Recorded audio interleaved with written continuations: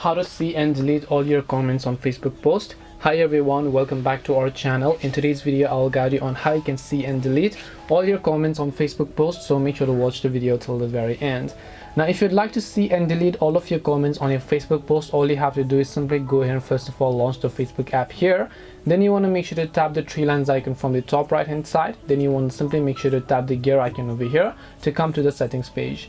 Once you come to the settings page, you simply want to scroll down to the bottom in this case, and then what you want to do is you simply want to look for this option called activity log that you can find here. So you want to simply tap on the activity log option here. Once you tap on the activity log option, right over here you'll be able to see an option where it says interactions, so you can just tap on the manage interactions options that you can find here. Once you go to the manage interactions tab, you're going to see this type of interface where you'll be able to see all of the reactions and everything else that you've actually went ahead and then done. And you can just tap on the filters option, choose to show categories, and under categories you can just select comments and you can select likes and reactions. So first let's say comments, and you can just tap this check option.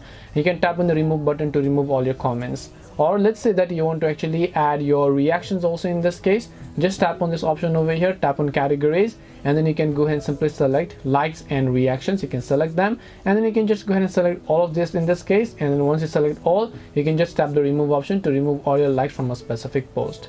This way you can remove all of your likes and reactions from Facebook post. Hope this video was very helpful to you guys, and if it did help you, then make sure to leave a like and subscribe to the channel. If you have any questions, then feel free to leave them down. Thank you for watching till the end of this tutorial, and see you soon in the next video.